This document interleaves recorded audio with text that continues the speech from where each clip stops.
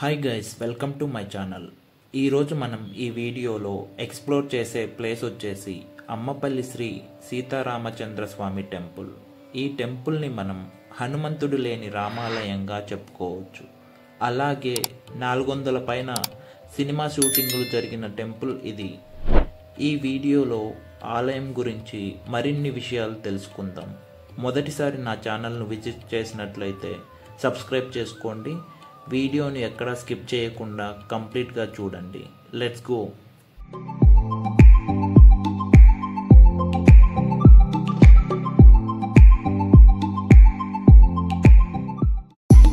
అమ్మపల్లి సీతారామచంద్ర స్వామి దేవాలయం హైదరాబాద్కు సమీపంలోని శంషాబాద్ మండలంలో ఉన్న అతి పురాతనమైన దేవాలయం. దీనిని 13వ శతాబ్దంలో వేంగి చాళుక్యులు ఈ దేవాలయాన్ని నిర్మించినట్లు భావిస్తున్నారు. సీతమ్మ వారు కొలువై ఉన్న కారణంగానే ఈ ఊరికి అమ్మపల్లి అనే పేరు వచ్చింది అని చెబుతారు. అమ్మపల్లిలోని శ్రీ సీతారామచంద్ర స్వామి దేవాలయం చాలా చారిత్రకమైనది మరియు సినిమా షూటింగులకు ప్రసిద్ధి చెందింది. హైదరాబాద్లో అత్యధికంగా సందర్శించే పర్యాటక ప్రదేశాలలో ఇది ఒకటి. రామ మందిరాన్ని 13వ శతాబ్దంలో నిర్మించారు, కానీ ఈ విగ్రహం 1000 సంవత్సరాల నాటిది.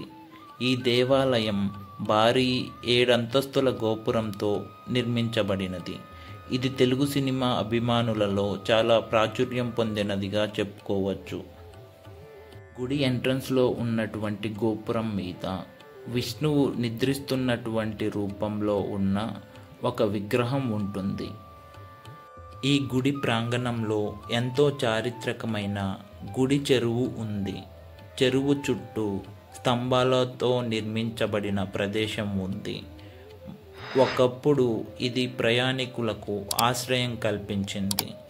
చెరువు చుట్టూ పరిసరాలు కొబ్బరి చెట్లతో కిటకిటలాడుతూ ఉన్నాయి. మందిరానికి ఎదురుగా మండపం ఉంటుంది.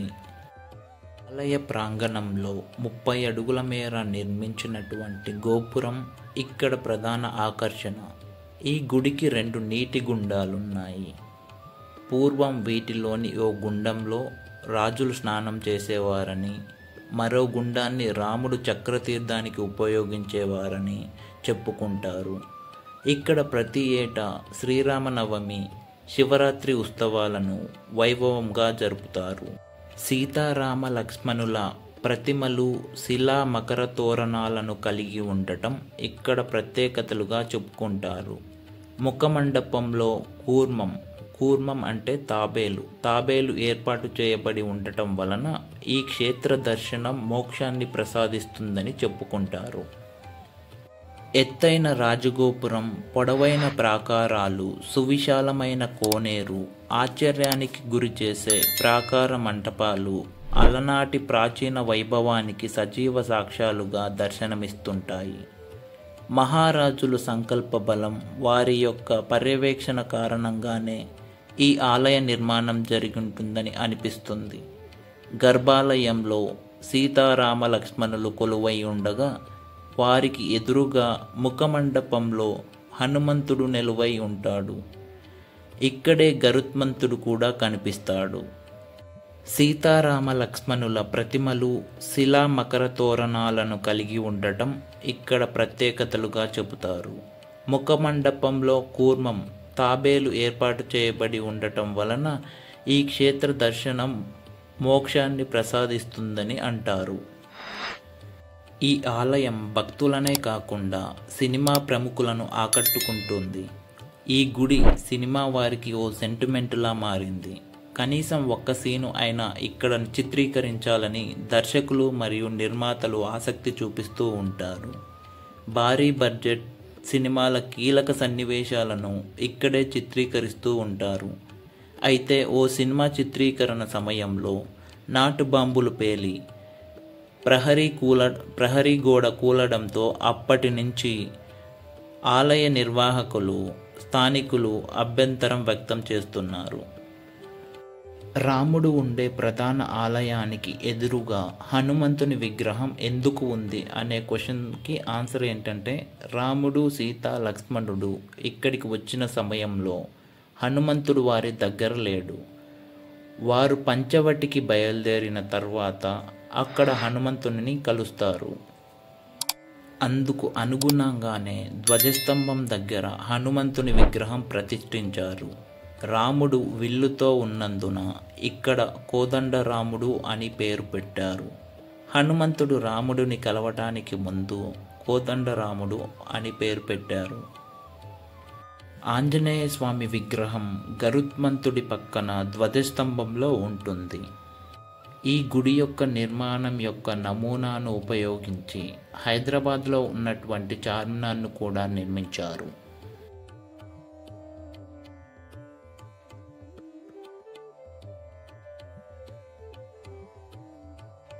రామాయణంలోని అరణ్యకాండంలో శ్రీరాముడు, సీత మరియు లక్ష్మణులు 14 సంవత్సరాలు అడవిలో నివసించారు. వారు అయోధ్య నుండి మొదలై ఉత్తర భారతదేశం నుండి దక్షిణం వరకు అరణ్యాలలో విహరించారు. దండకారణ్య అని పిలువబడే ఈ ప్రాంతానికి చేరుకున్నారు. శ్రీరాముడు, సీత, లక్ష్మణులు ఇక్కడ ఒక రాత్రి విశ్రాంతి తీసుకున్నారు. ఈ ప్రదేశం శ్రీరామ పాదాలు భావించిన పవిత్ర ప్రాంతం అని గుర్తుంచుకోవడానికి ఆలయాన్ని నిర్మించారు. 7 నుంచి 14వ శతాబ్దంలో ఇది చాళుక్యుల రాజ్యం. వారి కాలంలో ఈ ఆలయం నిర్మించబడింది.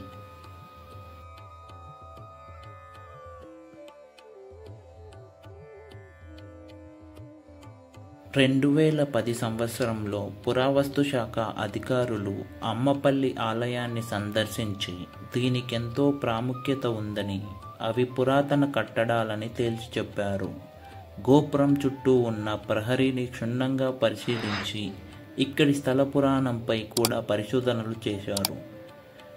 మున్ముందు ఈ పురావస్తు శాఖ ఆధ్వర్యంలో ఆలయాన్ని మరింత ఆధునీకరిస్తామని చెప్పారు.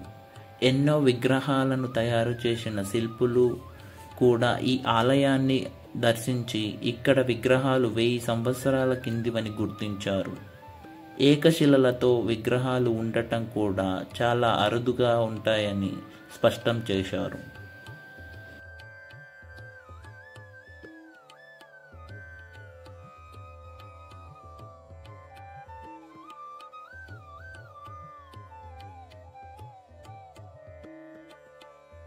అమ్మపల్లి దేవాలయం ప్రాంతీయంగా మరియు జాతీయ స్థాయిలో కూడా ప్రసిద్ధి పొందింది. పర్యాటకులు మరియు భక్తులు ఇక్కడికి వచ్చి దేవుడి ఆశీస్సులు పొందుతారు. అమ్మపల్లి దేవాలయం విశిష్టమైన ఆధ్యాత్మిక స్థలం. దీని చరిత్ర, శిల్పకళ మరియు ఆధ్యాత్మికత భక్తుల మనసును ఆకర్షిస్తాయి. మీరు కనుక హైదరాబాద్లో ఉంటే ఒకసారి ఈ పవిత్ర స్థలాన్ని సందర్శించి ఆధ్యాత్మిక అనుభూతి పొందవచ్చు.